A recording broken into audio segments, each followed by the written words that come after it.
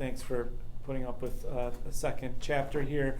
I'd just like to start off quickly, as we did last time, just with a quick name and if you represent an entity or if there's a one sentence about what brought you here, just so we have a sense of who's in the room. I'm starting with my high school buddy here, Peter. My name's Peter Horn, and I'm a high school buddy of Professor Bartley. But I'm also a big fan of Push, and I'm excited about this topic. So I'm just glad to be able to make it today and next week. Perfect modeling of appropriate length of intro, so thank you. I have a few other thoughts. I'm Anna Luce. I'm with Belmont Housing, and I'm here to learn. I'm Barbara Willis, retired housing, affordable type for probably 30, 40 years. Here to learn. Great. Beth Gosh, Western New York Foundation, fan of Aaron's Push and everything else, echoing Peter's thoughts. Sam McGowan, Partnership for the Public Good. My name is Mark Moscato. I have a small business that does bike tours, Buffalo Bike Tours. Also work for Mission Ignite, which is a nonprofit that sells refurbished computers and provides software to nonprofit organizations. I'm Anna Cook. I'm a geographer. Michelle Heller. I run the program with Journeys and Refugee Services. I'm Colleen Kristich. I work here at Refugee. You want to see? Yeah. Yeah. Sorry, I'm late. No, it's I'll let them. okay. Andrew Fulbright with the Land Bank. Jocelyn Gordon, also with the Buffalo Erie Niagara Land Improvement Corporation. Charlie Gordon, architect, longtime friend of Aaron's. Keith Lucas with the City of Buffalo, who have a lot of land to liberate. Yep. Yeah. Oh, you. Phil Caponelli, I'm a PhD student at Berkeley in geography, interested in these issues. David Karp, I'm a PhD student in geography as well at UB here. I'm Sean Mulligan, I work for a council member of Aaron. My name's Angel. I'm an employee of Push. Here because I love Aaron. Oh, thank you.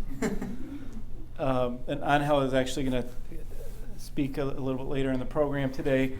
So just, in a nutshell, the meta themes that we started with last week, the recapitalization or the return of capital to Buffalo proper, and the social dynamics that brings, gentrification, displacement, and other phenomenon. Also climate change and the sort of the increasing urgency and dynamics that are already becoming apparent in our city, and the urgency of that intersection of those two, big processes that we're experiencing, will also underlie much of what I talk about today, which is really focused on present dynamics, markets, social dynamics, and starting to think about how those dynamics could play out in time. And particularly how that relates to Keith's land, right? Keith he was really generous enough to share this week a list of 8,000 pieces of land that the city of Buffalo owns, which, some might argue is already liberated. It's in public hands, right? So that's the sort of the theme running throughout the class, is that land and the modes of development of it and governance and control will have a lot to do with how the dynamics we're beginning to see with the restructuring of the city around capital and climate change, how those play out over the next 10, 15, 20 years. So with that as sort of the premise, I feel like there are one or two people who've seen this slide that I show every time before, but I'm hoping that's not the case. Does anyone know who these people are? And if you've seen it before, you don't get to guess. LeBron. Okay, so we got one, right? LeBron. Mark Cuban. Okay, we got one right answer. And you haven't seen it before. Okay, good. Who did you say? I thought it was Mark Cuban. Okay, similar, but it's so they're both basketball team owners. This is the owner of the Cleveland Cavaliers, Dan Gilbert. He's also really, in my mind, the master architect of a mode of redevelopment of deindustrialized spaces. And his home base is Detroit. And he's come up with a whole bunch of narratives and energies and financial models for restructuring Detroit. And really Cleveland at this point too. He started out with just owning the basketball team downtown, and he's since made some really extensive investments in Cleveland. But Detroit's his hometown, or he grew up in the suburbs, and that's really where he has dreamed big about Detroit, and really actualized some of his dreams. So this was one dream that he put all over the city, and I wonder, what hits people when they look at this dream of Detroit. It's all white. Right. One of the crucibles, one of the most important cities for African American culture, history, politics, music, everything having to do with Black history and culture has some tie to Detroit. And Dan Gilbert, when he's being honest, apparently has a very different vision for Detroit. This billboard had to come down. You can imagine the outcry that had occurred in the midst of a city that's really still has intense racial and class conflicts around the future of the city. Some extreme appropriation. You've got a New Orleans-style trumpeter on the front as well. So how is Dan Gilbert kind of moving this vision forward? Well, the main way he's moving it forward is he is the biggest mortgage issuer in the country at this point. So he has massive financial capital. He's a capitalist. He has a huge amount of it. And he has transitioned from just being a financier, someone who creates mortgages through Quicken Loans, which is the biggest online mortgage company and now the biggest mortgage company, period, superseding the banks, to create a spatial reality of his vision, meaning he bought up all of downtown Detroit. This is just a little tiny bit of his holdings. I think all told he has about 140 buildings downtown, something like 60-70% of the land area and buildings in the central business district. And if you go there, as I have, my parents are from Detroit, I've gone there throughout my life, and recently, I'd say every 2 years, I stop by just to see what's going on. And this zone, it really exemplifies some of the theories that came through in that the article I sent out, and core urban geography theories when it comes to the production of space in particular. And the production of space is just a way of saying that each type of capitalism or each type of society produces its own spatial reality.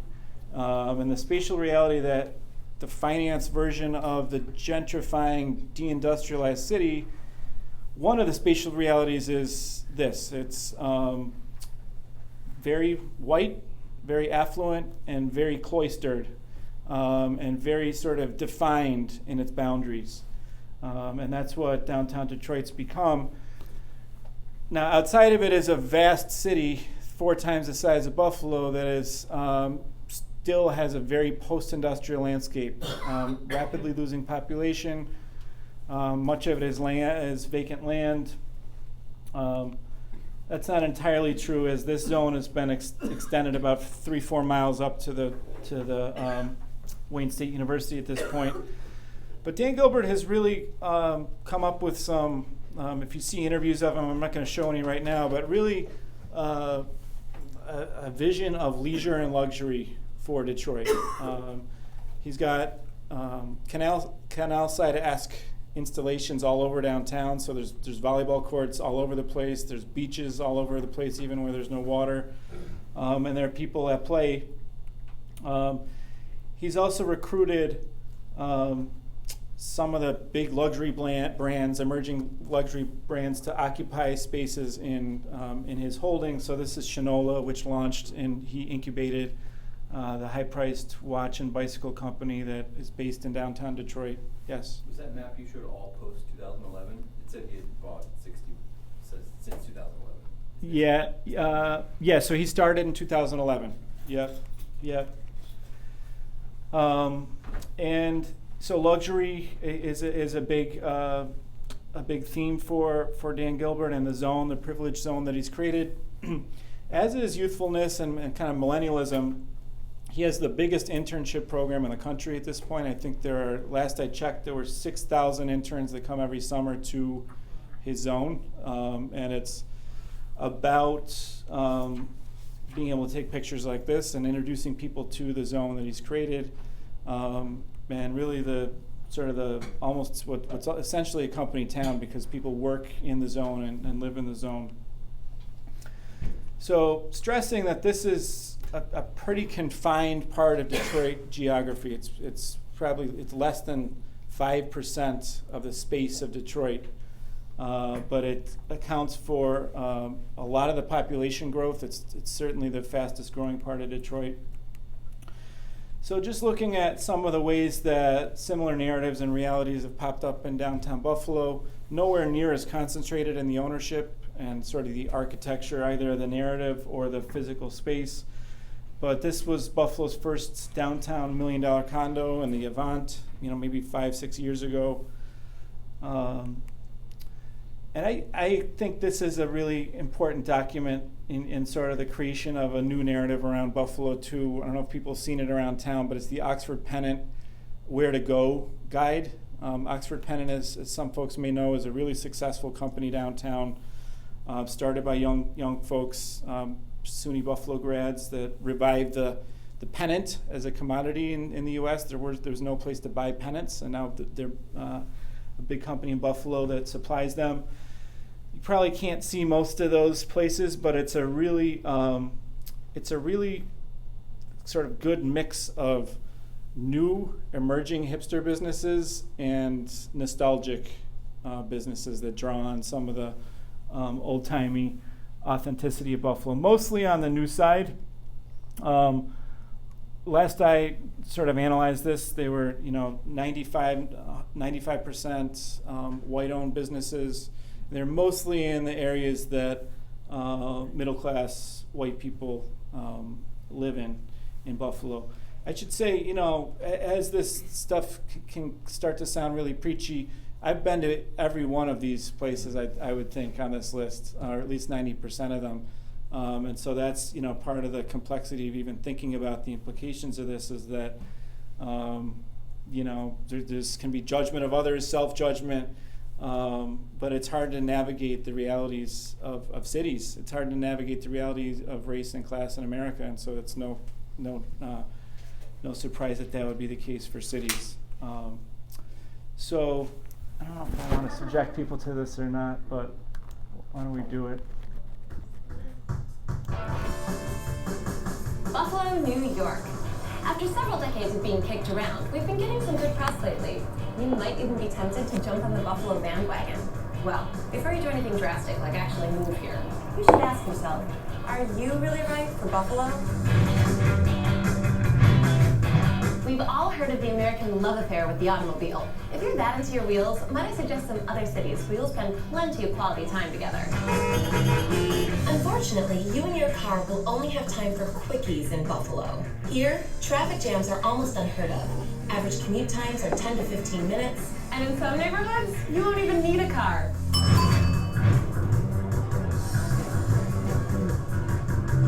Do you like conformity?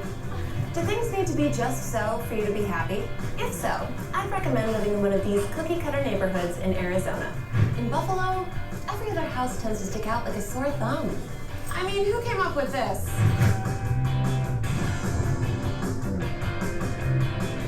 Got a craving for buffalo wings? Stay home. You can get them anywhere in America. Maybe, but not like they make them here. The point is, Buffalo's way beyond wings. We're more about farm to table, food truck rodeos, and the completely foreign. Street PUD with chicken? Street PUD here? Yes. I hope you're hungry. Yes, you do.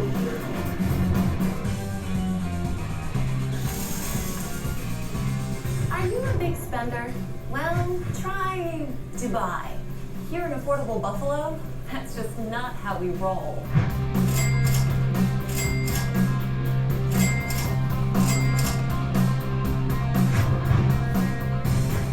Yes, That means afraid of the water, and you better not be, because in Buffalo, it has you surrounded. Yes, sorry, you might get wet.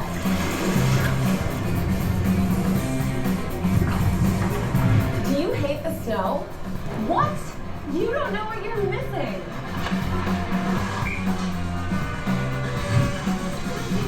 Go to wherelifeworks.com and find out if you're right for Buffalo. The worst thing I've ever watched. So I don't feel like I'm gonna even comment on that. I think it speaks for itself. I mean, there is, as with what I was saying before about this moment in cities, there are some really great things that appear there, here and there. Public transportation comes up a lot in that video. Bike culture comes up a lot in that video.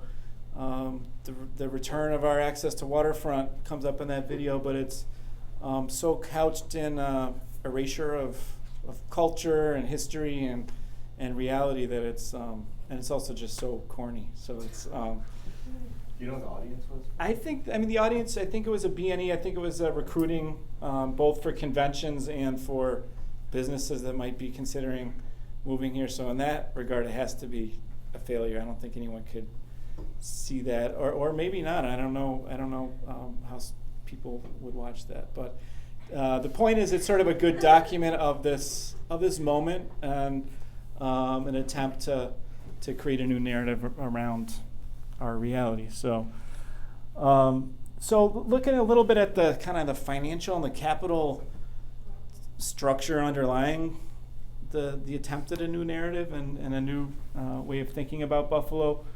One of the core concepts in urban geography and theory of capital in cities is just the growth machine.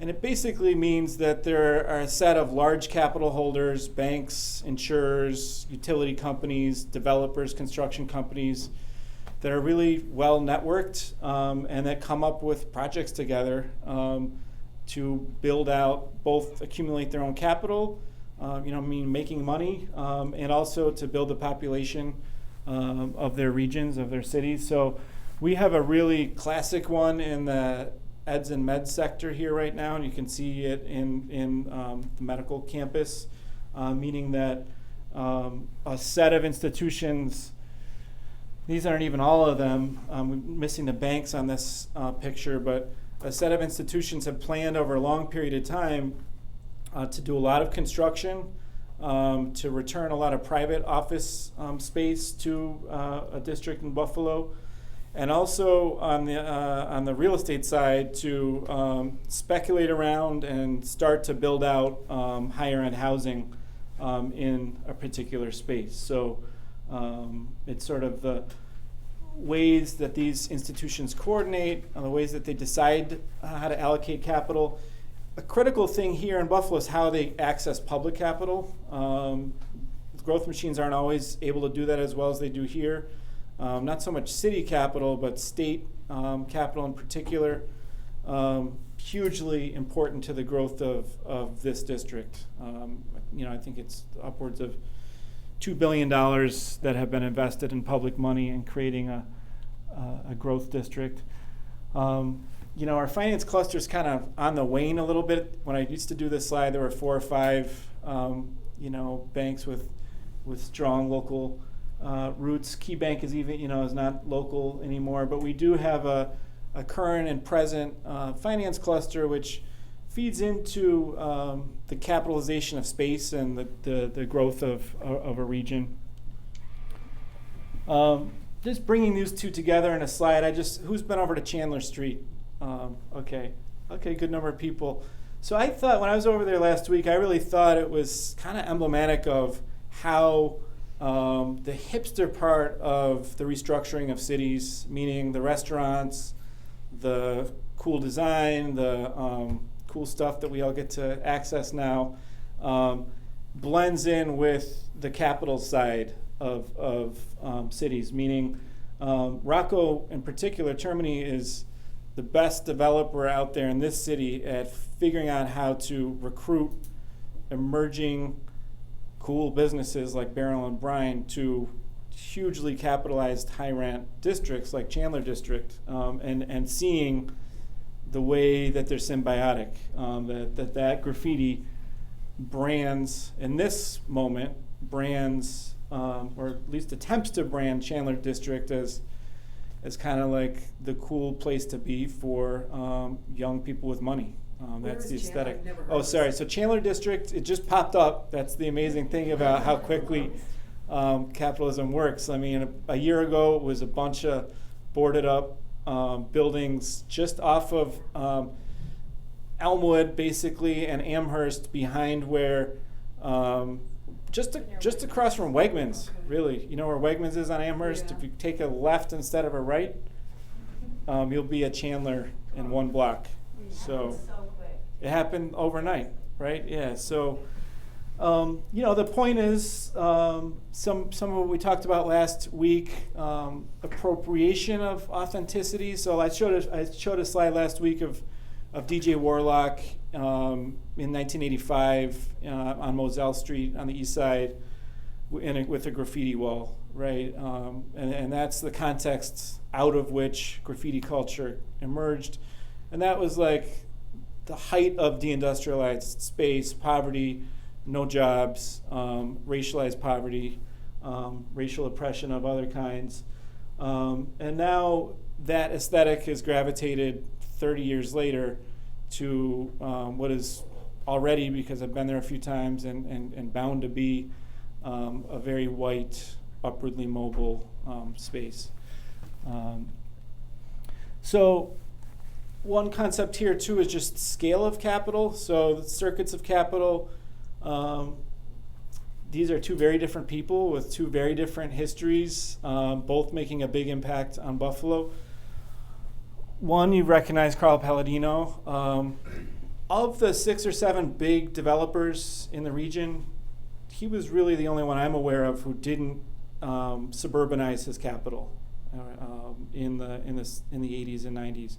In fact, he started off in the Ellicott Square building, and so he, for generations now, has been sort of the best at picking spots. Most recently, Ohio Street, he bought up a huge part of that district before the infrastructure went in, and really figured out how to speculate in that zone.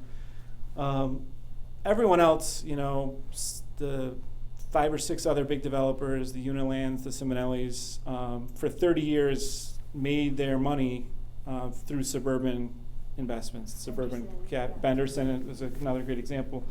I'll get to that in a minute.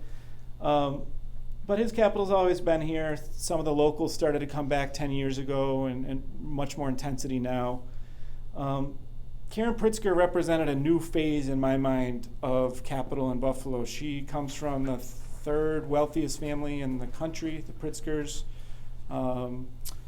Is really no connection to Buffalo, but decided that, along with her husband who passed away, to make Buffalo one of her major investment sites. And don't know the exact amount, but $100 to $200 million of acquisition and some development, rehabilitation, including this building that we're sitting in, has come through this family. So that represented a new phase of. So some examples of just return of regional capital starting 10 or so years ago. I think Avant was a pretty big one because that was Uniland's first big jump back into the city proper. Avant is right on Delaware. Caventus, Simonelli, one of the architects of the medical campus strategy, also is now a private office holder on the campus. And then kind of all-time classic suburban developer in this region is Benderson, one of the original strip mall builders in the country, and moved a lot of money down to Florida too. That's one of his first buildings ever in the city proper down at Canal Side. So point being, capital's coming back, and that came up through the article. The sort of the switching or movement of capital in space. This is the age of urban capital. It's been that for 40, 50 years in the US. Now it's finally hitting deindustrialized cities. Just a few other examples of global capital. So Toronto capital is really moving in a big way pretty quickly here. Second biggest owner of real estate is Jeffrey Wynn. That all happened in the last 3 years. So bought out Kissling, got a lot of buildings downtown now. That's the article I sent out, one of the articles I sent out. What's fascinating about that article to me is just how blatant and sort of unfiltered Jeffrey Wynn is about his East Side strategy, whether or not it ever occurs, not really knowing the politics of the area, and just putting out there that he wanted all the vacant lots on the East Side. He wants Keith's vacant lots, and put that in writing just as he entered the market. Douglas Jamel, HSBC downtown, bought the police headquarters, bought the Boulevard Mall. Pritzker talked about. Anthony Hamill's buying a bunch of Main Street up through another local developer. And then Harry Stimpson, as far as I know, he only has the Adams mark, but got a lot of out-of-town investors that are really talking Buffalo up. I think they changed the name. Oh yeah, that's true. Buffalo Grand. Buffalo Grand, thank you. So that concept of the rent gap, Neil Smith also uses quite a bit of the prospective rent that a particular property can get versus its current rent, is of course super racialized in any American city, particularly in deindustrialized cities like Buffalo. So meaning where a lot of this capital is sniffing around and looking is right on the boundary of either the Main Street and the East Side, or right on the boundary of the West Side, and that's for pretty obvious reasons. It's been undervalued because it's been disinvested in racially, discriminatory lending for decades. So it's undervalued, but it's so proximate and contiguous with very upper valued properties that it's easy to flip them. So I think the big question, for Detroit and Buffalo in the short term is, how quickly does capital move through space? You still have these kind of dual markets happening where much of the East Side is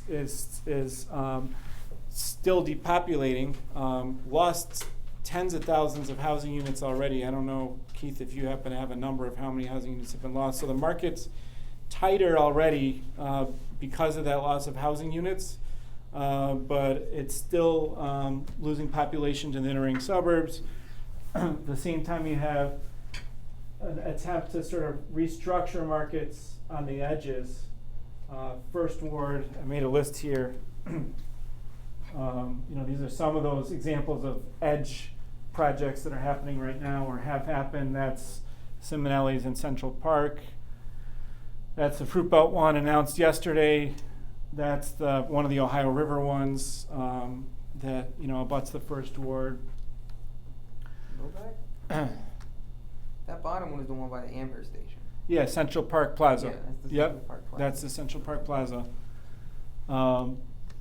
So this is where you're seeing like a lot of market restructuring now, meaning upmarket attempts at upmarket development throughout the West Side. Really, probably the biggest zone of concentrated gentrification. Larkin is expanding little by little into working class neighborhoods from its industrial space. Same with downtown. Same with Ohio River, Fruit Belt, Central Park, and then Black Rock, Chandler. Chandler's kind of the first big, high rent district in that vicinity. So I asked my friend Amina Johnson, my former colleague, Angel's colleague at Push, who deals with a lot of tenants in crisis, what her clients or people she works with, where they look for apartments, like what the, I had some experience with working with folks looking for apartments myself, and she said it's shifted in her mind to Zillow, Trulia, and Belmont Housing's list. So I looked at Trulia and Zillow, and let's see here.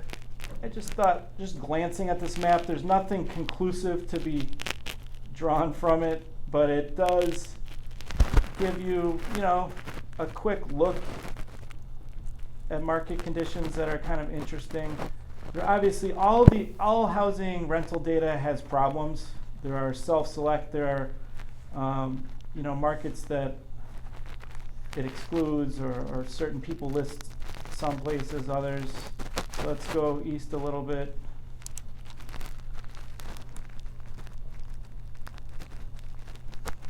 So you've got a kind of, my look at the east side, I looked at it a little bit yesterday, is a little bit of a crazy quilt of 900, 700, 800, 7, and then if you have a few outliers, a few 650s.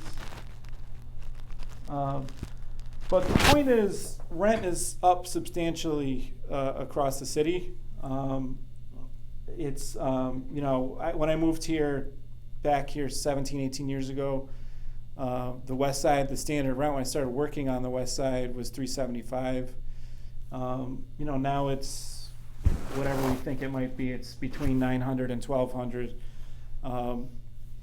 Obviously, the concentrated districts that I listed before are places where that's being most intensely felt. The places that big developers have already put their capital.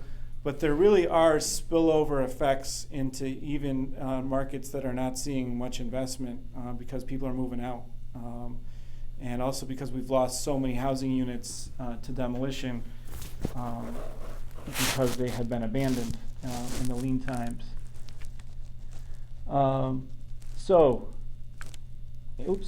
me, why can't I click on this? Angel was going to share, I asked Angel to share a little bit of his just personal experience. We didn't really structure your talk much, but has moved around quite a bit in his life in ways that kind of resemble what I view as an emerging trend. Click your My Drive. Did I see something earlier? Click that top left hand. Yep. Click the one over to the right side. Oh yeah, there we go. Look at the computer. So I'm going to hand it over to you to say a little bit about your experience. All the dots are places that Angel has lived, starting west and kind of moving east. Yes. Okay. So my childhood home that I grew up in until I was about 9 or 10 is the blue dot. This is 247 Rhode Island Street, which if you go to now is an empty thing with a big bush growing in the way that has absolutely no type of building there, no foundation, nothing is on that plot of land. The next one was 578 West, which is around the corner. It was very rundown when we moved in. The landlord didn't really fix it up at all. I think I had a winter with no heat and a hole in my window, and the landlord was charging like $750 or $800 for that. How old are you at that point? About 11, about that. So what year was that? I moved out of Rhode Island Street probably about 06, and I lived in West till probably about 09. At that point, we moved over to Linwood Terrace, which is over here. It's a little dead-end street, which is why we were able to move there, because nobody wants to live on dead ends anymore, because you want everything to be connected. We got kicked out because the landlord owned the house next door to it, and he kicked out everyone who lived in both of those houses. That way he could combine the two houses into one. I don't know if he did, but that was his original plan and idea. And so we were forced out of the house.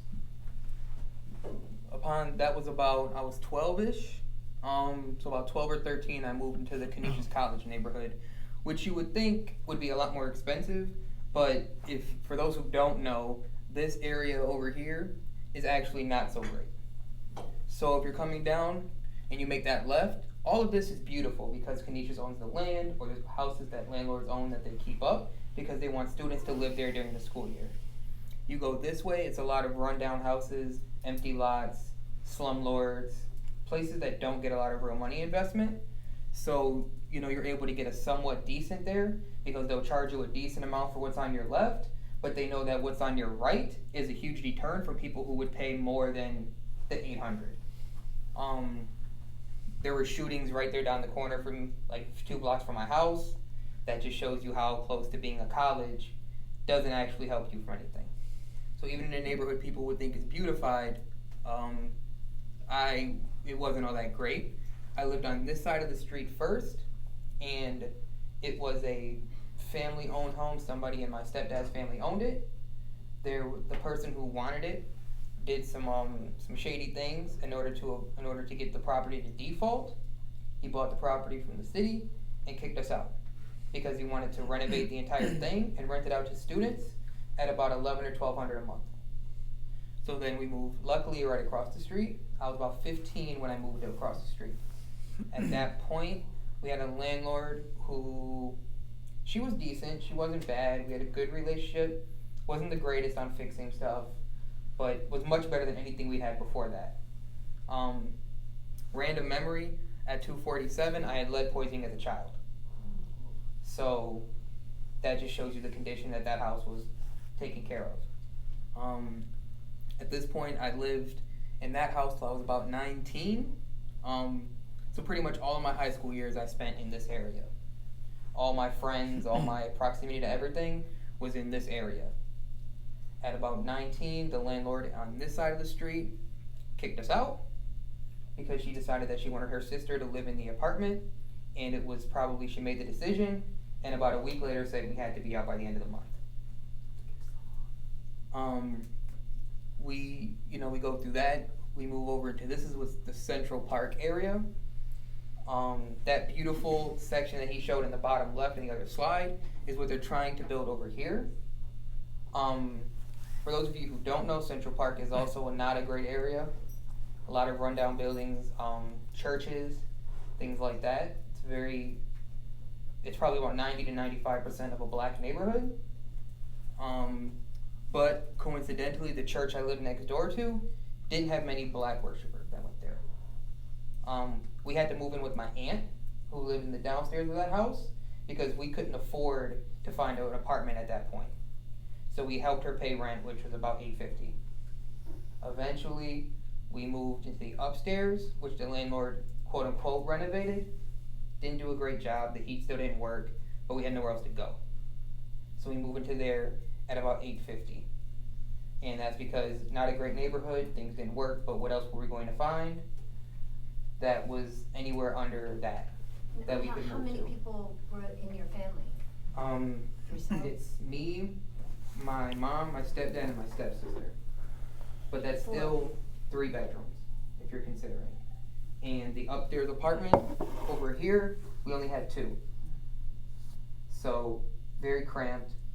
It was a space where there's a whole downstairs apartment, and there's supposed to be a whole upstairs, that the landlord built a wall to try to make into 2 separate apartments.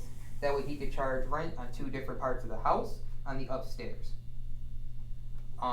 That happens a lot in the city, unfortunately, and for most of it, I believe that's actually against code. I don't know for sure, but still, whether or not that's still not very ethical, and it still forced people into a bad situation. I moved there at 19, I lived there till just a few months ago, about June.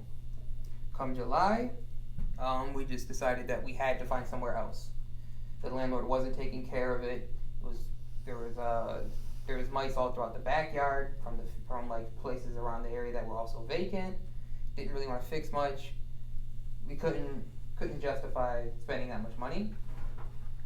And now in July, I moved way down here, which if you notice where this is compared to everything else, I am not in close proximity to anybody I grew up with, went to school with, bonded with throughout high school. And we only found the house because my aunt lives in the one next door to us and knows the landlord, and the house that we moved into now was completely vacant. So they were kind of desperate to get some kind of fixes to get someone in there. And I think we pay like 8 or 9. And things could be a little better, but you take what you can get. And so this is my current place of residence. which the only reason this seems like it's in such close proximity to downtown and is a good price is because this area has probably 800 to 2,000 vacant lots. Possibly that if you include homes in that 2,000. And a lot of the other stuff is run down. There's a lot of buildings that are emptied out of there. The Broadway Market is over there, but that's been around a long time. It's due for some renovations. If you've noticed what they're doing in my neighborhood, from about Fillmore down to downtown, they started fixing Broadway as a street. The idea is that Fillmore is a main road, and then obviously downtown, and so that's how you know the start of that area being gentrified is coming. You know, me and some coworkers, we laugh and we joke that when you see the street and the sidewalks being fixed, you know the wealthy white people are coming. It's a joke, but it's also just a sad reality, and that, you know, the gradual move has been because these properties are all going up. If you were to look into it now, these properties are probably actually speculated to be worth more than here and here. And with this being so close to Canisius and everything else being fixed, this is going to be next. And then obviously the Central Park Plaza has been uprooted, and they're building this into what they're calling Highland Park, where the studio apartment is going for $1,050 right now. And there are actually people who pay that to live there. That is 2 blocks away from where they shoot people in church parking lots. Is that the big empty space? Yes, where the by post office is. Oh my god. Yeah. Yep. And those apartments, the $1,000 ones, are the start. As you move farther away from that street going into the back, there are condos that are expected to be built that the building itself would sell for hundreds of thousands of dollars. And this is just basically the start. And so as you see, each area, while it's run down, is being bought up and moved into. And unfortunately, it seems like the area I live in now is one of the next places to go. And if you can see where I've lived everywhere, my family has nowhere else to go. Like, when you talk about displacement, this is it. The only other place we have is that my grandmother owns a home by the Utica station that once they start speculating, we hope that doesn't go up too much in property value, because if it does, even if she passes it to us, we won't be able to afford the taxes on that building. And we don't have family anywhere else. All of our family is here. I have family on my biological father's side that lives in places like Connecticut or back in Puerto Rico, but that's a lot to uproot my family who doesn't know much of them. So again, when you talk about displacement and people not having anywhere to live, this is my life. And this is why I do the work I do, and this is why I canvass the neighborhoods I do. This is why I come to the workshops that Aaron does. Because unfortunately, like, this is the impact on me. Anything from lead poisoning to not having a place to live, and wondering how long am I going to be able to live in this area before I have to leave everybody I just got close to. This is the unfortunate reality of what happens when we think we should just beautify everything and we don't pay attention to what's actually in that process. Random also memory, I went to Hutch Tech. Across the street we had a gas station. Yes, you get high school kids rowdy, we act up. They bought that gas station and they bought the other buildings with it, and that is now where the Delaware North building stands. Right across from my old high school, and a lot of businesses were moved out of those few buildings and had to find somewhere else to move. I don't even know if they all found somewhere. So it seems like no matter where I've gone, something has happened, and a lot of these things are going unchecked. Cool. Yeah, so maybe some quick questions and then we'll keep going here. Just a quick thing. So I think you mentioned for a few of the transitions, so going from house to house, do you want to talk more about like how the process of how you found the house, like how that changed like over the course of whatever this was, 10 years or so? That like you see it getting, so I think for a few of them you said that like your aunt lived next door, if it's word of mouth, or if you really felt like the options maybe were more before, but they were getting narrower. Yeah, we honestly, a lot of them was word of mouth and things like that. Again, being that we lived over here all of my life, we just so happened to hear of other apartments in the area, so we knew where that one was. Moving over here, my aunt lived next door to that apartment. Like I said, the original one over here was a family-owned home as far as someone like an extended family, and that's how we got that one. Being in the neighborhood and just knowing, and some of the people we know knowing someone, that's how we got the one across the street. And then got over here because my aunt lived over there. And now my aunt lives over here. So pretty much my aunt has moved first, and we've just had to follow, because that's the only family I really have, and that's really where the affordability actually comes into. Maybe one more question, and then we should keep moving to any other questions, Ronald? Thank you so much, and we'll open it back up for some conversation. That was great. Alrighty. Thank you. Thank you. Yeah. Thank you to Aaron for letting me come here and talk. So overall population this is old data now, 5 years old, so things have already changed, but we still have this reality of deindustrialized cities beginning to grow, but not growing very rapidly. But this was right at the point Buffalo's starting to break even.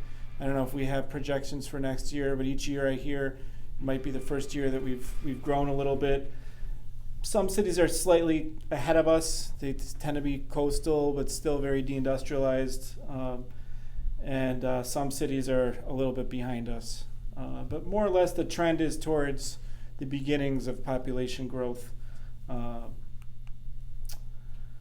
Just put this up here in terms of, remembering that the phenomenon that's happened in the highly capitalized, wealthier coastal cities of suburbanization of poverty and people of color is also happening in deindustrialized cities. So, a lot of people woke up to that with Ferguson and the suburbanization of the black population in St. Louis. It's also very much the case here. I just spent like 10 minutes trying to find this and a way to represent this in stats, but Cheektowaga is as of 3 years ago, 11.3% African American. That's versus 3% in the 2000 census. So, and it's trending upward. 59% of Cheektowaga students are eligible for free lunch. That is compared to 19% in 2000. Assuming eligibility requirements were similar, that's a pretty pronounced trend. And just as a control group, the wealthier suburbs are at 8% free lunch. So where are folks going? And Sam McGavran and I had a little bit of a talk on the push versus pull of why people are moving to Cheektowaga. In my mind, it's both the elevated rents, the rents that are going up in Buffalo, and the sense or the perception that schools are better and it's less dangerous in Cheektowaga. So that's, we've got both of those incentives and ideas pushing people. So I have two slides. One are reasons why the restructuring, and remember, if this probably came through in the article that I sent out, but Phil reminded me of in the urban geography discourse, gentrification is just one bit of what's called the larger neoliberal restructuring of the city, and Neil Smith did point that out in this week's article. But it sort of might have been a laughable notion 10, 15 years ago that a city as burnt out and as declining as Buffalo really needed to grapple with gentrification. Here's some reasons why I think the phenomenon is here. And we just heard Angel's personal account of it. We saw some of the rents on that map. Here's some of the underlying trends. We know we lost a lot of housing units, particularly on the east side, but also on the west side in the deindustrialized years. We know that we're retaining college grads at a much higher rate than we were 10 years ago, in part because of the rent gap between New York City and Buffalo. It's widened even more, so people are staying up here more. For most of the last 30 years, we know that we've been seeing an influx of immigrants and refugees. That is, really in peril right now. But that pushes population and demand for urban housing up. Empty nesters and suburban singles, that's the classic demographic of suburbanites who move into the city. And if you spend time downtown, as I have recently, hadn't been down here in 3 or 4 years with any consistency, but the reality of the millennial trend in Buffalo, I think, is very apparent in certain spaces in Buffalo, downtown being one of them. We do have a trend of people moving home, having lived elsewhere for a few decades. We have certain sectors that appear to be growing, eds and meds, finance, M&T putting 2,000 new workers or 1,500 new workers in the HSBC building. It continues to grow. Just straight up heavy subsidization of upmarket property development through tax breaks like 485A and just outright grants. We have the need for global capital to put itself somewhere, and this is something David Harvey is really good at writing about, but the excess capital, the idea of capital switching from industries that are less profit bearing, like some of the heavy industries that are also harder to figure out how to invest in the U.S. than they were 30, 40 years ago, means that there's a lot of capital floating around with a place that it needs to go somewhere, and that's why we're seeing people that have made a lot of money in Toronto real estate, maybe not sort of having a place to put their capital because that market is so mature and looking for new markets. Climate change, it's hard to say how much immediate impact we're seeing in the market here, real estate market, but we know that, Harvard keeps putting us on the list of the top 1 or 2 places to be. My sense is that that's in the consciousness and beginning to affect some people's decisions. I don't know how much. And then just the proximity of Toronto, one of the world's fastest growing cities, and the way that that's fanning down, both in terms of its capital and its people. Here are reasons to wonder whether the pace of gentrification in Buffalo could be glacial or much slower than in wealthier coastal cities. The extent, so the first two are just that question. How fast and how large will this zone of privilege and high rent grow? Number 3 is critical in any real estate context, and this is just part of capitalism. It's built on real estate bubbles and bubbles of all kinds. We're seeing some strange behavior in local real estate capital right now. We're seeing people sell off buildings at prices lower than they bought them just 2 or 3 years ago. Big developers suggesting that they're questioning the market. We're seeing rents in certain neighborhoods year to year go down a little bit. My sense of Elmwood Village is declined a little bit in the last year or two. But we don't know, exactly where that's at. We don't know, if one of the big developers is too highly leveraged here and will have to get rid of their portfolio and push rents down a little bit. We don't know for sure whether interest rates will stay as low as they have been, which really helps real estate capital do deals. They just dropped it again today, but what are we going to say?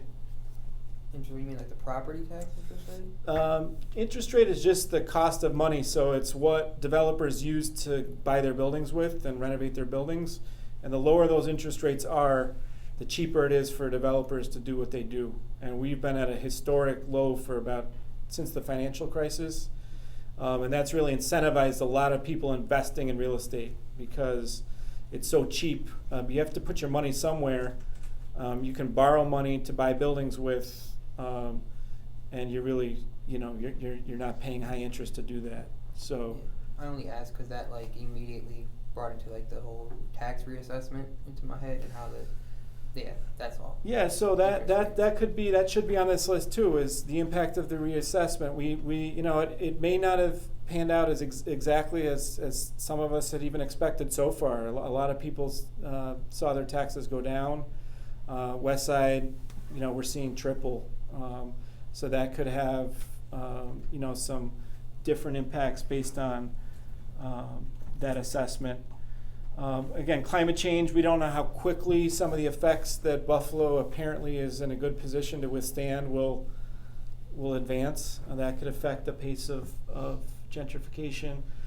We also don't know how quickly or the suburban market will suffer exactly. We know that there's a really aging demographic in a lot of our suburbs, Cheektowaga, West Seneca, Blaisdell, Lackawanna in particular. There's some point at which, just as happened in the city of Buffalo, if a market collapses, it hits a threshold point where it depopulates very quickly. And that could happen in some of our suburban markets, which would push a lot of people back into the city more rapidly than they even are coming back into the city. But it's hard to predict exactly when that will happen. And then I just put, this is sort of an example of a developer. I think he's the largest holder of apartments in the region, Robert Morgan. Doesn't have a lot of city property, but he has a lot of regional property. He's under federal indictment right now. If someone said you've got to liquidate your 5,000 apartments next month, that floods the market. So that's an example of how, because property is becoming a little more concentrated in Buffalo, the impact of one or two big investors getting out of the market could have an impact on rent and appreciation. But just, Aaron, yes. You had said that some people that are selling their properties under what they paid for them a few years ago. Is there a specific area? Are you talking retail, commercial? Or I'm seeing that in commercial. So when I said that, I was thinking of a few commercial properties that I've seen in Elmwood Village even sell. There's some news today of a few selling. They appear to me to be, a little under what they were paid, like they were worth a few years ago. So not like Kissling, these are some different. Well, they're bigger property holders, but they're selling off smaller properties. For less than Yeah. So just stepping back a little bit, thinking less in terms of just narrow ideas of gentrification, and more broadly about how capitalism is restructuring cities as a whole, including Buffalo. Some of this has been happening for 40, 50 years, but it has a big impact on the way that things play out in cities.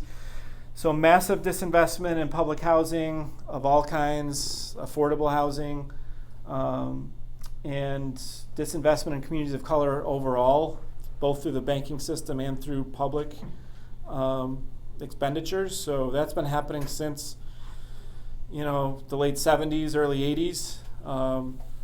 And that means there are more properties like the ones that Angel's lived in that are really unlivable, and that sort of over time have either been demolished or are heavily disinvested in. That has a spatial impact on where people are living in the city if they can't find affordable housing.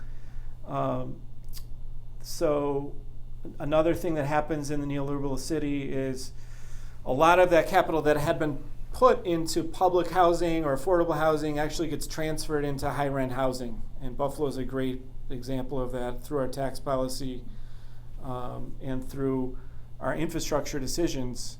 We've incentivized a lot of upmarket projects. Ohio River being one of them. It's a good example of great investment. I bike around there. I'm not going to claim that I boycott Ohio River. I love the Ohio River, but capital knew and lobbied for that.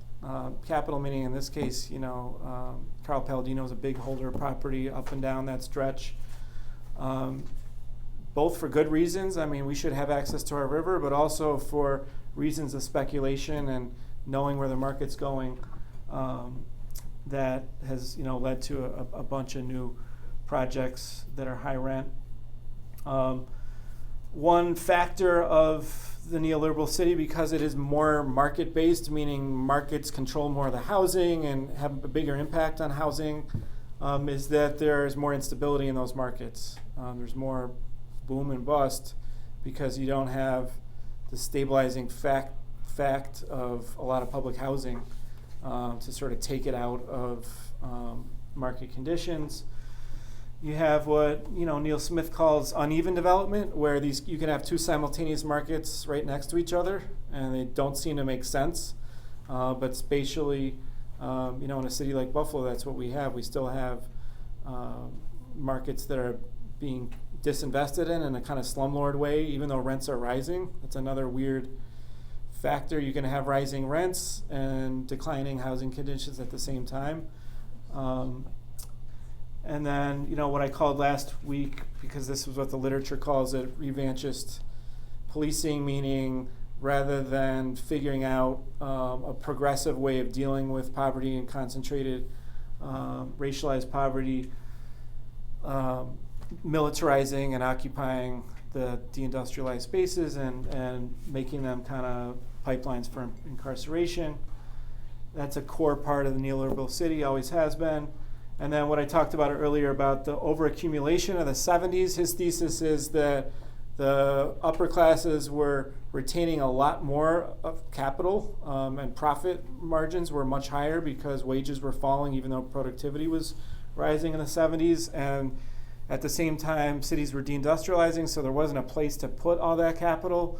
So David Harvey says that a lot of it went into real estate and to sort of creating the new mode of real estate investment that we've seen, starting in New York in the 60s and 70s, and now we're seeing versions of. I've already talked about that. I think we're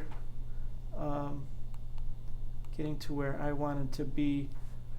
So really quickly, because I want to do our exercise too, I think everyone in this room is aware of the fact that the narratives in that shiny, cheesy video and in Dan Gilbert's marketing materials are not the way that most people live in Buffalo or Detroit. And just a reminder, we have a lot of pressing crises happening in our housing. Our cities, Cleveland, Buffalo, Detroit, have the highest lead poisoning rates in the country. Rochester, I think, is the highest. Is that, or was the highest before it was dealt with? But so we know what I just mentioned, and a lot of the spaces that are not yet gentrified or on the edge of gentrified, we have a really racialized policing system.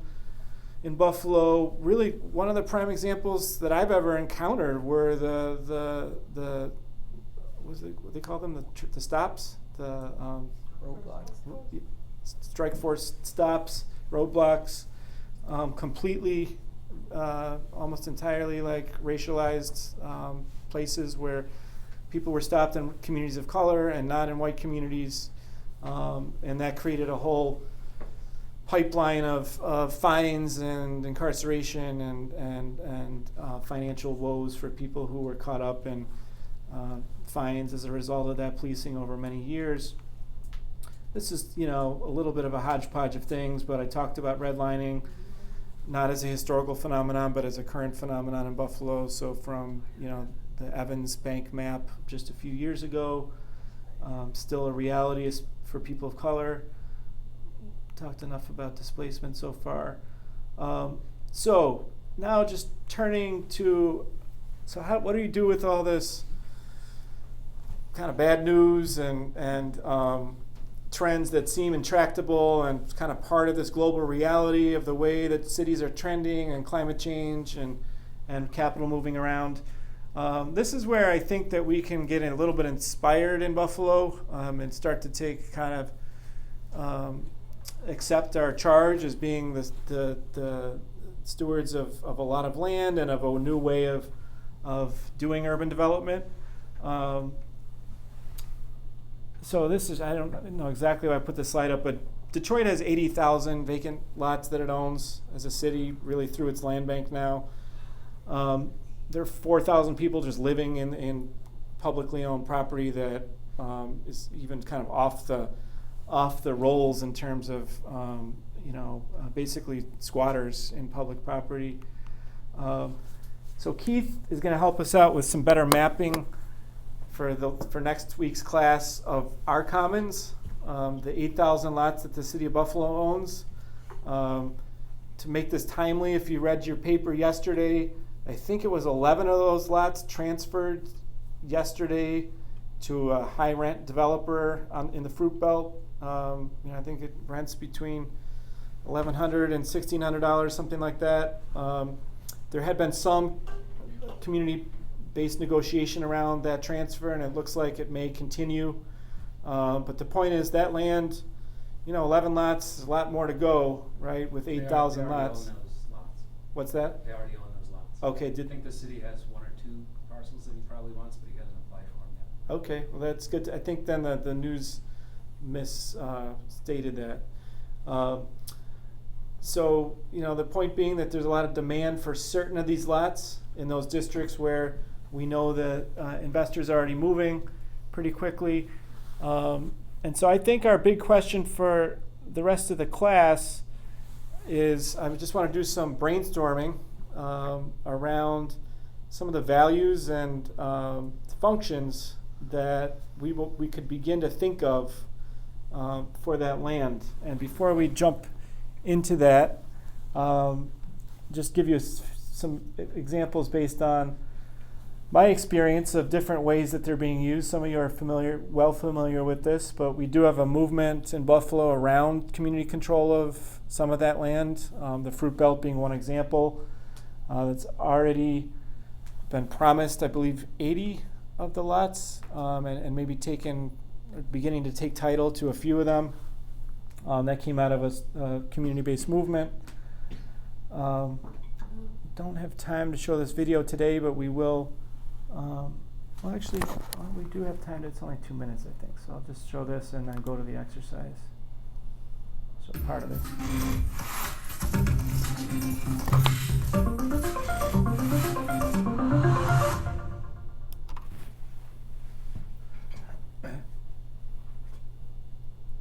Community land trust is important to me, not only as a resident of the Fruit Belt, but also as a member of the community of the east side of Buffalo. For so long, we experienced long periods, decades and decades of disinvestment and redlining, and there were periods of time where these lots that are owned by the city weren't even being maintained by the city. And just like how the city's been quite negligent with this, they've owned it for well over 10 years and has not done anything to even, mothball it at least, just make sure it's completely sealed up. They haven't done that. Nothing. They're just letting it rot so that it becomes demo worthy. The purpose of the demo is to make the land shovel ready, because the land's more valuable with nothing on it. So the 3 pillars of the Community Land Trust campaign are 100% community control of the land, development without displacement, and to maintain a spirit of unity within the Fruit Belt. So the first point is 100% community control. We have seen development run amok in Buffalo, and there are processes by which people are led to believe that the community will have some sort of input, and then are kind of just mowed over by big money. And I think that a lot of the perception of the public is that these are all privately funded projects, and many of them are not. So there are lots of tax breaks and incentives for development within Buffalo, and that is using our money. It's one thing to develop in a neighborhood. That's a very good thing, and we've never been against development. Our thing is include us in the process, because we've been factored out. A land trust will give us the opportunity, instead of combating with developers and individuals that may want to purchase property in the Fruit Belt, it gives us a forum to where we can all come together and reach consensus and compromise in a healthy and good way. So a land trust assures the residents that whatever development happens will not displace them. In fact, we look for development to enhance their position.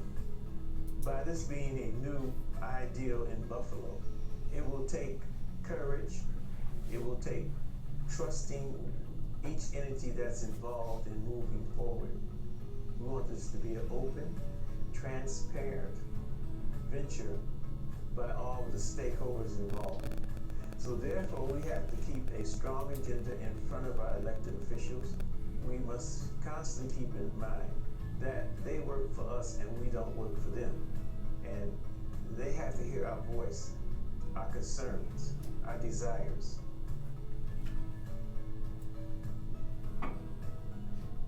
People in my neighborhood still speak to each other. They spend time with each other. I love that about my neighborhood, that it really does have a spirit of unity. And after a whole generation of time that has passed where people kind of lost faith in what could be done to help our community, now the neighbors are coming back out because they see that the community leaders are getting back together and things are happening again that are benefiting our community. And there's that sense of pride that's still there and it's coming back again. There has to be a blend of community-oriented progress that goes with not just what is going to benefit the community financially, but also a respect of what's already been there and what we want to see come in that's going to reflect what's been in the neighborhood. There has to be a collaboration.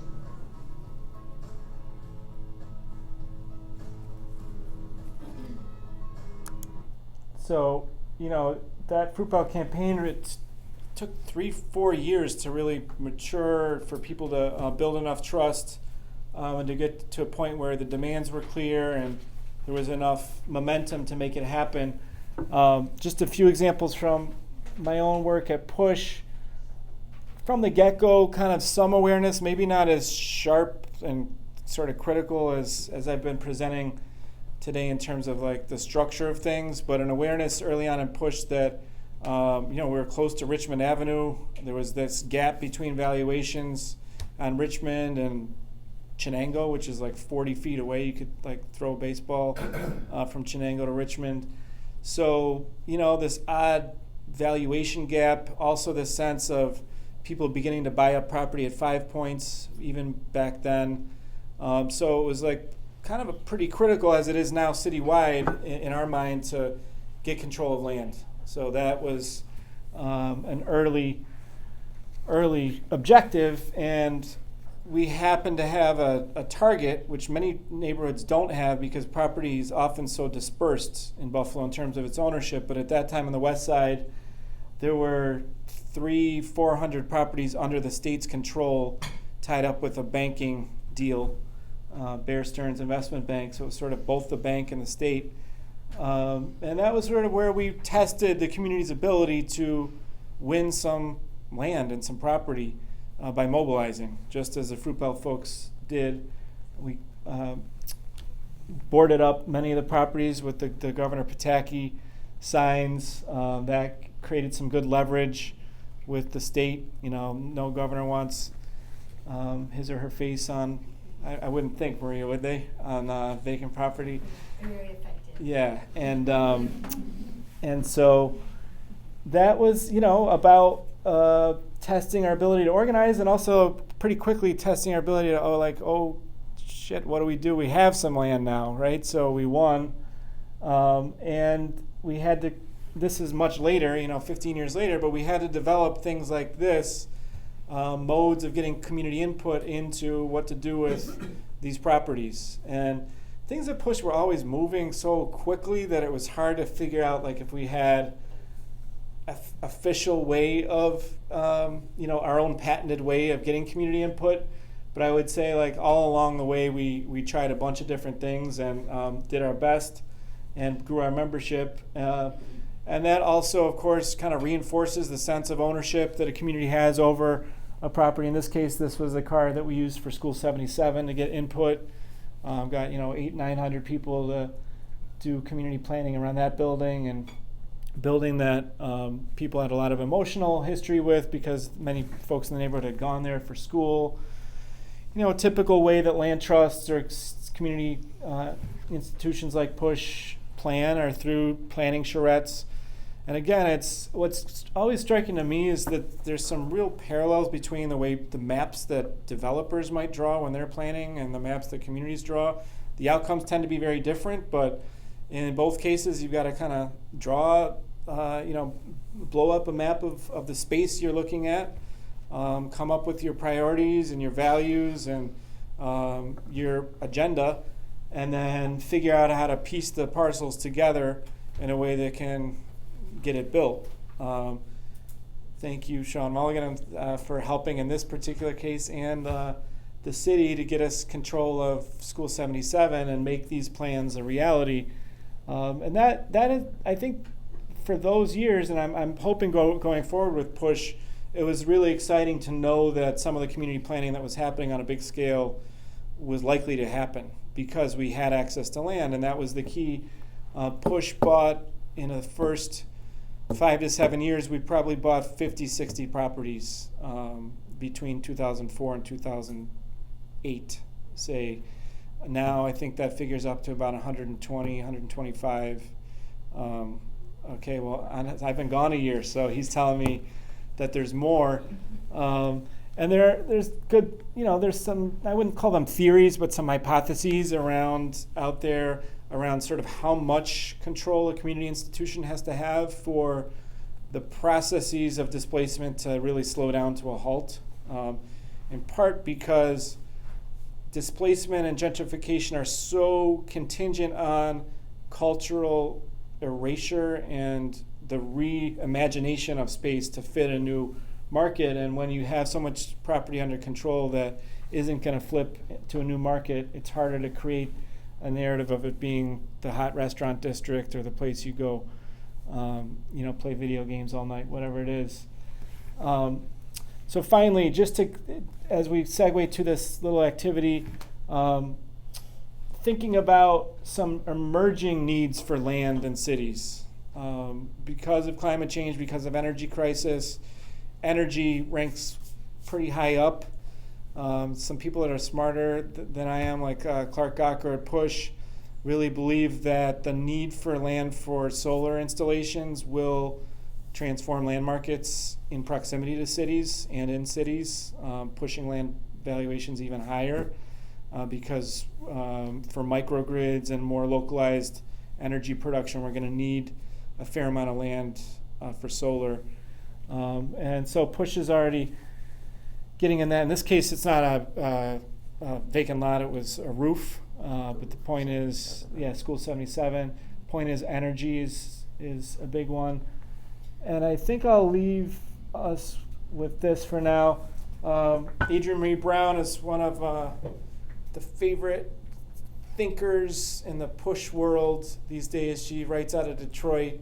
She blends science fiction and politics and intersectional justice and thinks a lot about imagination in the future. And I thought this is sort of a good prompt for our reimagination of the commons of the 8,000 vacant lots that we have. So, what I think the last thing I wanted to say is that one of the most fundamental, I'm going to show us one last picture. One of the most fundamental needs, I don't have any pictures of it in my slideshow, which is the core thing, is affordable housing, right? With this land, that is really what transforms, that could put Buffalo on a different path. If we built a lot of affordable housing now, before the land was gobbled up or too expensive to acquire and put together, that housing doesn't move for at least a generation, and sometimes it's 3, 4, or 5 generations, sometimes it's permanent.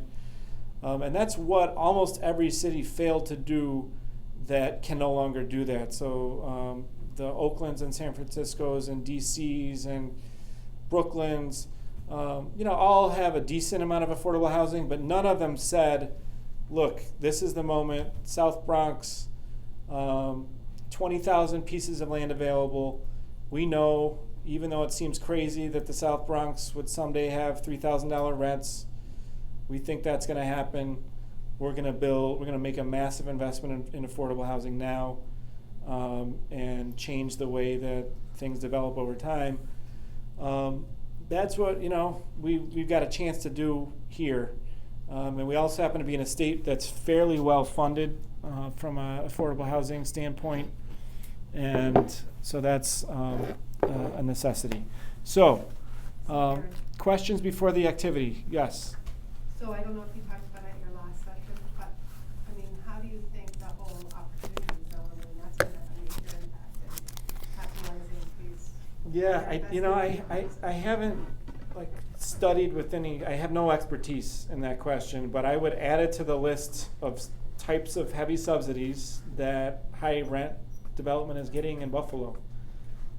This is a Trump, there have been a series for 40 years that have been different geographic configurations that incentivize investing in urban spaces. And this one, as far as I know, has no affordability expectations whatsoever, right? New York is, places that desperately need affordable housing are using it for high rent housing. So There's it almost no expectations whatsoever, right? whatsoever. It is a place to shelter cash. And Maria, how much of the land area of Buffalo, probably should have that map, is in a zone? Do you have any sense of it? Yeah. Yeah. So that's a great example, Beth, of, and I should say each one of those points is a leverage point where one could organize a social movement around winning the expectation of affordable housing, or creating, doing the work that Maria does at the county level to put in a lot of standards on the way the county spends its money. So it's that's there to be organized around. I don't see a lot of organizing happening in Buffalo around that right now. So yeah, maybe a few comments or questions, and then we can move to the. I was going to add on the opportunity zone thing that my understanding is that there's really not regulations in terms of what you can build. I think you can't build a casino or something like that. That's about it. But there's no, and at a federal level, there's nothing saying it has to be for low-income housing. Yeah, no, absolutely. There's no expectations at all. The other point I was going to say that you said that it's a point of leverage is that my understanding is that there are these opportunity funds who are the ones who are dishing out or the ones who are allocating it. So who those fund managers are has to do with maybe where those decisions are being made. Yeah, I mean, two little anecdotal examples in Buffalo in the last few months have been Boulevard Mall is part of one, and that incentivized Douglas Jamel from DC putting a lot of money into trying to figure out what to do with malls, which is a tricky thing. And then Children's is as well. So, and there hasn't been any affordability agreement on that redevelopment at all. So, were there any other, did I see another hand or two raised? Okay, so I have a little prompt. Everybody knows that Buffalo is the birthplace of brainstorming through the Buff State Creative Studies program, which is still alive and well. I unfortunately have not spent much time learning their methods, but every time I do anything that feels like a brainstorming exercise, it seems somewhat productive. So brainstorming is built on stickies, on small Post-its. So if you could each take say 5 or 6 little stickies and locate a pen. I believe, Kristen, did you say we have some excess pens? And while we're getting these, I want to go back one. Oh.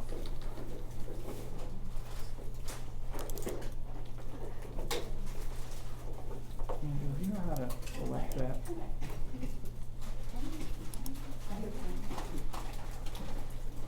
Yes, and I.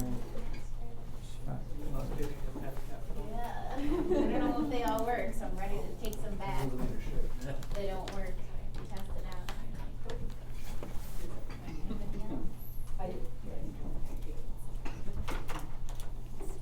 antique tool here. Yeah, exactly. Very strange. Okay, so. Sticky notes and pens. Exactly. Yeah.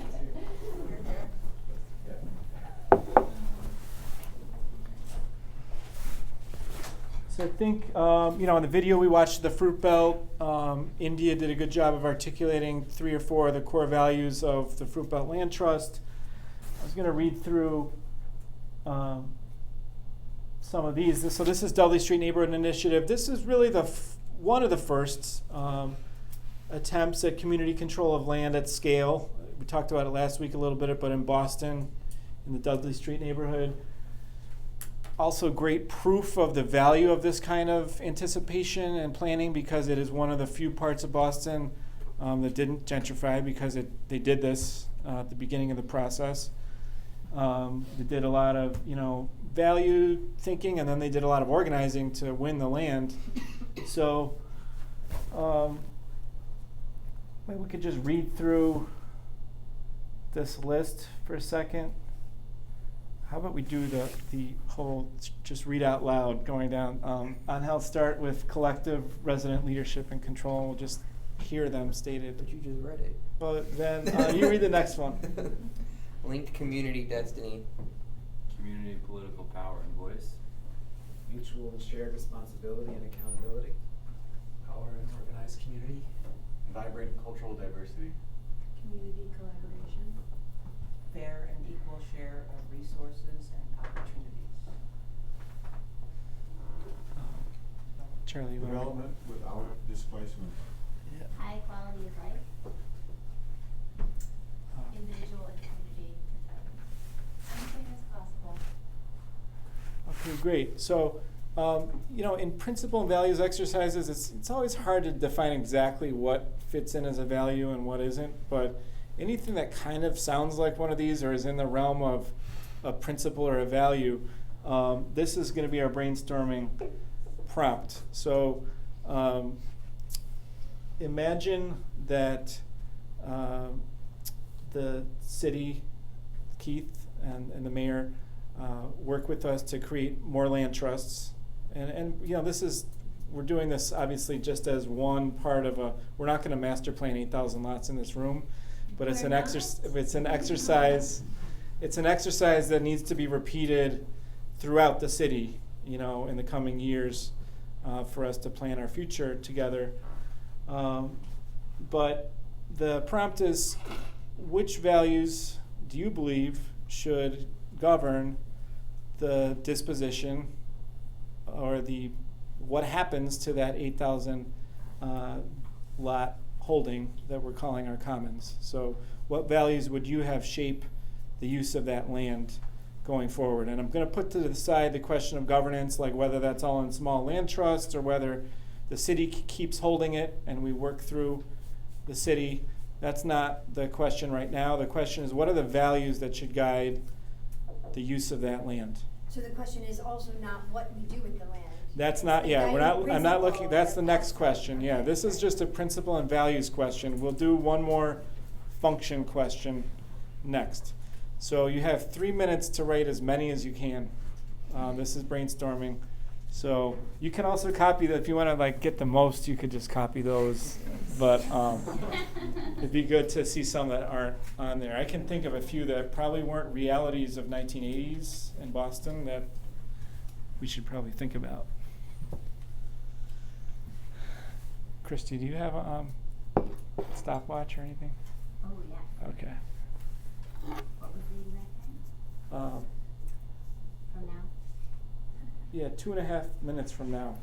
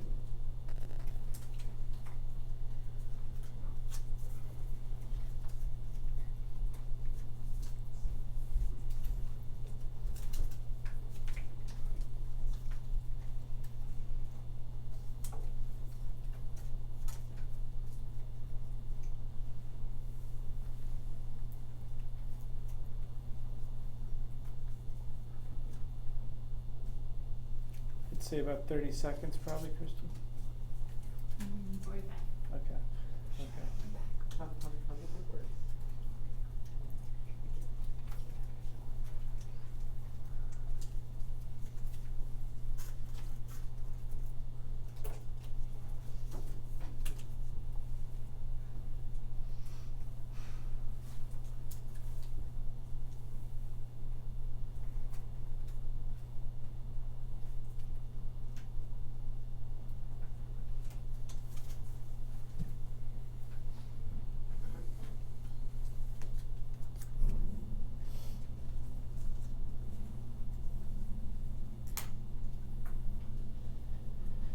Okay, so the next phase, we're just gonna, if you have, everybody has some, so hold up 2 or 3 at most, and as I collect them, shout them out, and I'll put them all up. And we're not gonna do any explanation right now. We're just gonna get them on the.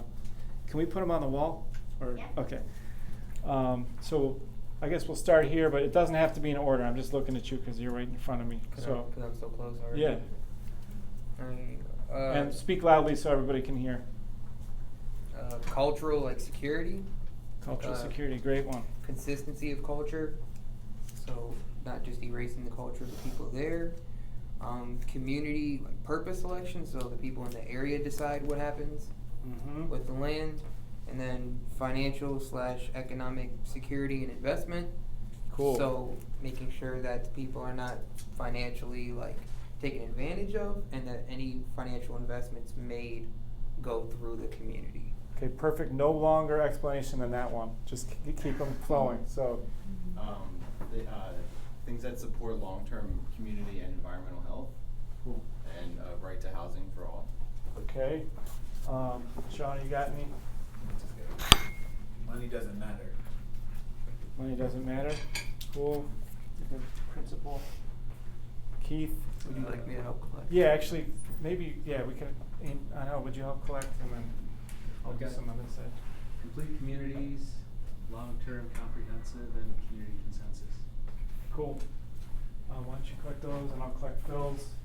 I have places, not spaces. Anti-speculative places. More Grand Street, less Walden Galleria. Okay. How about? Yeah, I guess we just keep going in order here. Oh, sorry. No problem. Place is for people, and then creating workflow. Cool. And if you want to put Jocelyn's, is that too over? Sure. Yeah. Transparency of the decision-making process and embracing a common set of values. Cool. Charlie. Power and organized community, mutual and shared responsibility and accountability. Vibrant cultural diversity. Yeah. And high quality of life. Couldn't think of Great anything ones. better. Yeah. Okay. I don't think you didn't do yours, or did you? I did one. Okay. But it's just a question.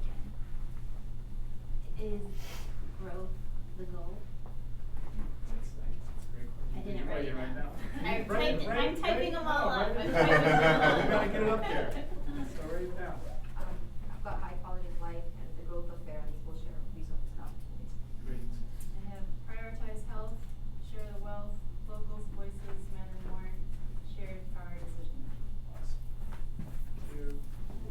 I've got welcoming newcomers, linked community destiny, and restitution and investment for long-standing poverty and disinvestment. That's a great one. Sam. Going with racial justice, climate change mitigation and resilience, and promoting public transit, biking and walking. Great ones. You did right. Displacement is unacceptable. Human-centric design in all planning. Amplify the traditionally unheard voices, which is pretty much the same as all voices matter. Cool. Okay. Fair and equal share of opportunities and resources, vibrant cultural diversity, and effective resident leadership and control. Okay, I think I did it wrong. Those are, There's no don't wrong- apply there's to, no wrong. well, this is development without displacement, yeah, which I that's still. all right. Yeah. I had development that serves the community and not private interests. And I had a commitment to democracy and democratic control of the land. Awesome. Good ones.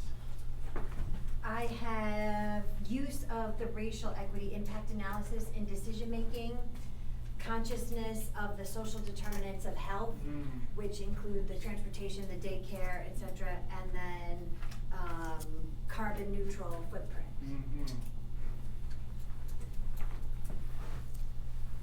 Okay, People over profit, celebrate cultural diversity, development based on community input. Cool. Last one. Community voice and take an inquiry stance. Cool. Okay, so, I see, are you, do you wanna try to, are you grouping them already? Or are we gonna ask? Well, while I'm doing the next thing, do you wanna try to just, group them a little bit? See, like by theme? Alright. Or just, yeah, give it a shot, and then, anyone wanna work with, maybe two people doing that together would be great? Okay, okay, I like you're closer. thematizing. So these two folks will do some thematic grouping. That's one of the beauties of stickies. They move really well, and then we'll revisit that. But I want to just in the interim ask if anyone had a particular intervention in mind when they said one of their values or principles. So did it bring to mind a way of achieving that was specific in your mind, or did you keep it at the level of principles? I have a question, I guess, tied into that. With current development of residential property by some of these like bigger developers, are there any, I don't know if this ties into just opportunity zones and what you were talking about, but are there any requirements of a certain percentage of affordable housing units? I know that exists in some cities. Does that exist in Buffalo? If so, how do they identify what counts as affordable?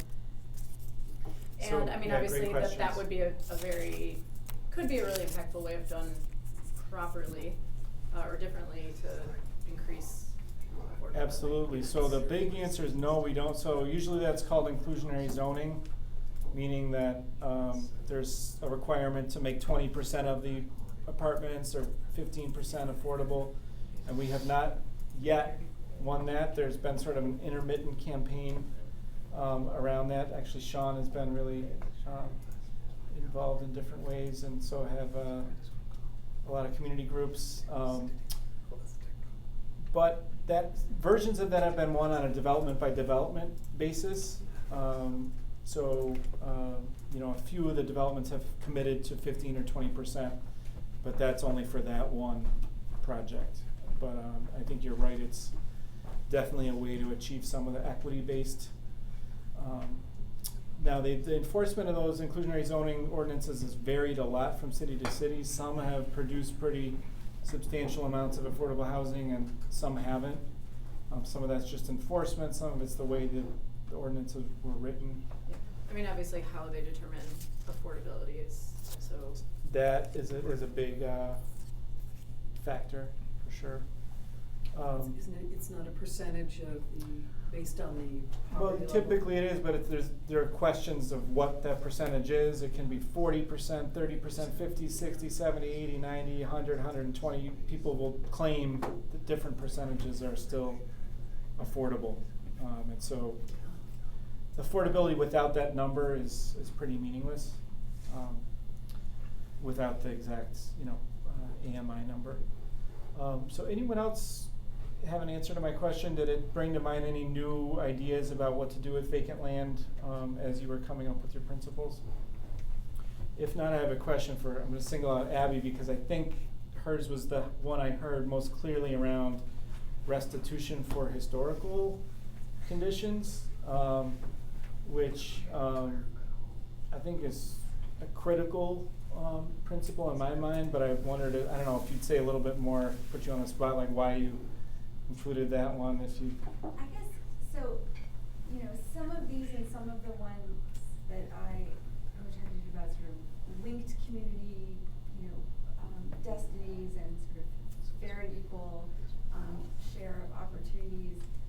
Like, I just want to make sure that we don't think like, okay, a rising tide is going to lift all boats. But if the boats start out like this, like that's not acceptable to me. So I think one of the things that I would love to see is that that there's gonna have to be at some point sort of really disproportionate share of investments in particular places and for particular communities to get us to a level where there aren't such stark inequalities, right? And then that linking is gonna feel much more comfortable rather than like, well, that's fine if we just stay with this. Right. Because that's what was behind that. Yep. Right? And so that means the investment is not gonna look fair and equal, like at a sort of, if we start the clock now, right? And you know, as we talked about last week, there are a lot of just blatant historical reasons for thinking about how land relates to those histories of oppression, and so the future of land should, in my mind, definitely address the past of land. So how are we doing? Yep. So are we ready to speak to some categories that are emerging here? Well, certainly we got a lot of people weighing in on the transparency of the process, like involving community stakeholders, community voices. So the democratic practice and process is sort of very fundamental. Amplify the traditionally unheard voices. So, for example, that's one big category. And how you want it? This is more like the, I guess, moral aspect where it's like high quality of life, people over profit, et cetera, et cetera. It's like the moral category. We're going to put displacement as unacceptable there. Yes. We're just getting you a window into our categorization process. Development based on community input, right over here. And what's... There's an environmental dimension. Okay. This is the voice. There's an environmental dimension that was a climate change. Would you mind reading off some of the environmental ones? I'd just like to hear how they're phrased again. This is long-term commitment to environment and health and environmental health. Community environmental health, right? Green/carbon neutral footprints. So, and prioritize health of people and environment. Cool. So one thing that comes to mind, a kind of phrasing or set up a language that's gained currency in a lot of the social movements around Buffalo, can be a little dogmatic at times, but I think sort of shows its value in contexts like this is the just transition thinking, which is the idea that both the financial extraction of land and people through things like the banking system and redlining and rents and the environmental degradation of land, through the just direct extraction of resource and the pollution of land, can kind of come under the same way of thinking as an extractive practice, and that moving forward with land and with people, we've got to think less extractively and more resiliently or sustainably or justly. So that's one thing to look at. So any new emerging categories? This is like racial. It says like racial justice and restitution, and racial equity, impact analysis in the decision making. This is like the cultural categories with less race, just more like cultural. Celebrate cultural diversity, cultural security, and like vibrant cultural diversity. Can I ask you to say, I think you were cultural security. Yeah. Could you say a little bit more about why that's important to you and what it might mean with vacant land? So cultural security, it's more, I believe that the culture that's already there should be a focal point of remaining. So while cultural diversity is a great thing, if we're going to have a diverse set of culture, the one that already exists needs to be included in that conversation. Cool. Thank you very much. So we have, I think we can pull up, no, we can't. We'll save the next one for next week. But let's maybe take a picture. I think my phone works. So next week is a deeper dive into futurism. So taking that Adrienne Marie Brown quote and thinking a little bit more about both technology and social structure going forward, and trying to dig into our commons a little bit more too. I think we may have some maps by then that can help us look at the land, how it connects, and I'll have some examples of ways people are thinking about connecting lands in the future. So last questions, we have 3 minutes, and then we just want to get people out on time. A 5-minute work, or 5 workshop series, or just? Oh, so 3? sorry. So it's 4, and that reminds me, I have to put a proposition on the table for the 4th. I have an opportunity to go to Detroit to meet my father unexpectedly on the 2nd. And so I wanted to see if the 9th versus the 2nd, how important that, just poll people, I guess, with a show of hands, who that was planning on making it on the 2nd could not make it on the 9th. Maybe just how many people it works to the 2nd and the 9th. Is it simpler? Well, the 2nd is already planned, so I'm trying to move it to the 9th. So we would lose Maria. And we lose Phil. And you were planning on making it on the 2nd? I'll be away as well. Okay.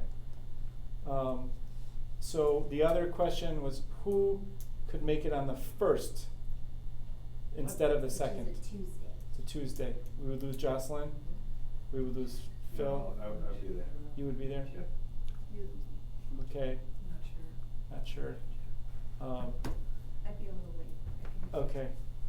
So I think, Christy, why don't we huddle on that and then get back to folks. So next week is just next week, as usual, and I'll clarify in the next day or so what's happening with the 4th segment. Please, feel free to hit me up on email with themes or confusions or challenges. We haven't, I haven't created a lot of debate or just expression space so far. I'm hoping to do that a little more next time again, but open to pushback and so forth. But I do want to get people out on time because 6 o'clock is 6 o'clock. So I'll stick around here too if anyone wants to talk for a minute. Who wants the last word that isn't me? Okay. I think we're good. Thanks, everybody. Yeah. Thank you. Yeah. Put them on different pages, so that'll be by the group, so you guys get. Yeah, actually, anyone? Yeah, I'm If you sorry, have I extra mixed up. Post-its, Yes. we'll collect them as Extra well. Post-its. I was gonna do a second round and then. Yeah, I have extras didn't do that I it. wrote So Thank you. we'll take all Post-its. And Even- we got the categorizer Yes. sheet here on how who will get it. When you've been in Detroit, have you seen those, that little neighborhood they created with the tiny houses I and the did see homeowners? that, yes. It's hard, I don't know, I haven't really looked at the economics of it to Okay. see how it's, and I don't really know how it's working.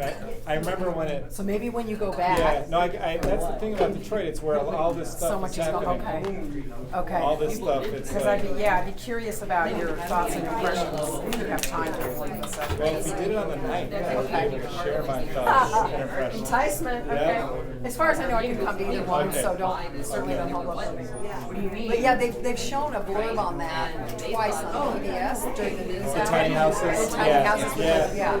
So I mean, they look cool, I mean, yeah. And then they interviewed the people. We have one in Buffalo at the corner of Bryant. That couple did, right?